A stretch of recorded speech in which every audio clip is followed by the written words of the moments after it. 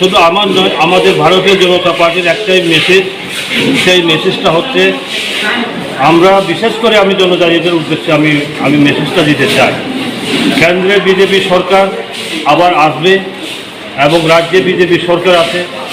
আমরা এখানেও যে পূর্ব ত্রিপুরা এবং পশ্চিম ত্রিপুরা উভয় আসনে যাতে বিজেপি দলকে বিপুলভাবে ভোট দিয়ে জয়যুক্ত করেন এবং কেন্দ্রে মোদী সরকারকে যাতে আরও শক্তিশালীভাবে উনি সরকার গঠন করতে পারেন তার জন্য আমি আবেদন রাখবো। কেন কেন্দ্রে মোদী সরকার দরকার, মোদীর নেতৃত্বে কেন বিজেপি সরকার দরকার, আজকে আপনারা চিন্তা করে দেখুন প্রত্যন্ত এলাকাগুলোতেও যেইভাবে উন্নয়নের একটা জোয়ার বইছে।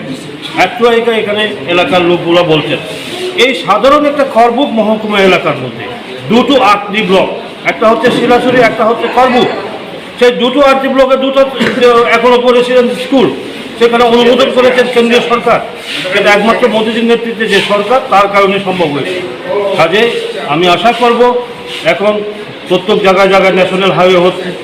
আজকে ট্যুরিজমের ক্ষেত্রেই বলুন না, ট্যুরিজমের ক্ষেত্রে ট্যুরিজমের মধ্যে আপনার ত্রিপুরা সুন্দরী মন্দির এবং আমাদের যে নারিকুলপুর এই সমস্ত এলাকা নিয়ে ছেলেমুড়া থেকে খোয়াই ছেলেমুড়া হয়ে ন্যাশনাল হাইওয়ে হচ্ছে, আপনার আমবাসা হয়ে ডুমনগর হয়ে সেখানে ন্যাশনাল হাইওয়ে হচ্ছে।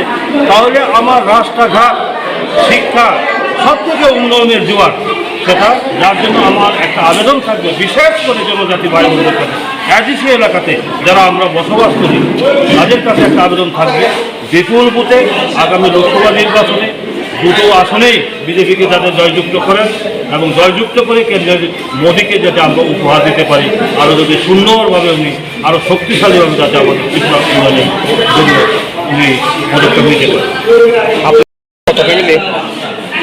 ত্রিপুরা মোতা এবং সিপিএম উভয় দল থেকে মোট 35 পরিবারের 96 জন ভোটার আজকে আমাদের ভারতীয় জনতা পার্টির দলে সামিল হয়েছেন।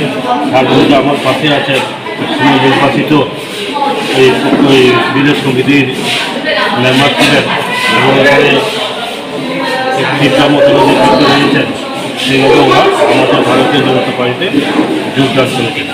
এবং আমি আজকে এখানে আসার পর আমাদের মন্ডল সভাপতি অ্যাক্সিডেন্টের কারণে অনুপস্থিত, আমাদের যে বিজেপি দলের যিনি বিজিত প্রার্থী এবং যুব মোর্চার প্রদেশের সহসভাপতি অসীম ত্রিপুরা সহ আমাদের আলোচনা হয়েছে। এখানে এমডিসি পঞ্চমক সঞ্জয় রিয়াং এমডিসি সহ আমরা আলোচনা করেছি। এখানে কার্যকর্তাতে বাঙ্গন এখন অব্যাহত।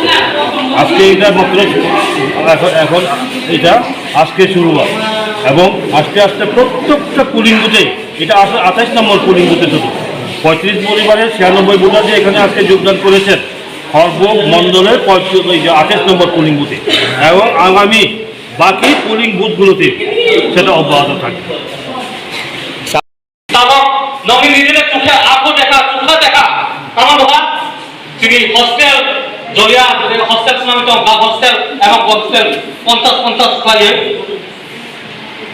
অনেক কিছু না ব্রিক শহীদ হইতে শুরু করে, স্ট্রিট লাইট হইতে শুরু করে, অনেক কিছু না পুরো তার জিআরবিটি হইতে শুরু করে অনেক কিছু তিনি সরকার না আইথানো ওয়ানসনের তা পুরো বস সরকার নাম বস সরকার সংজ্ঞা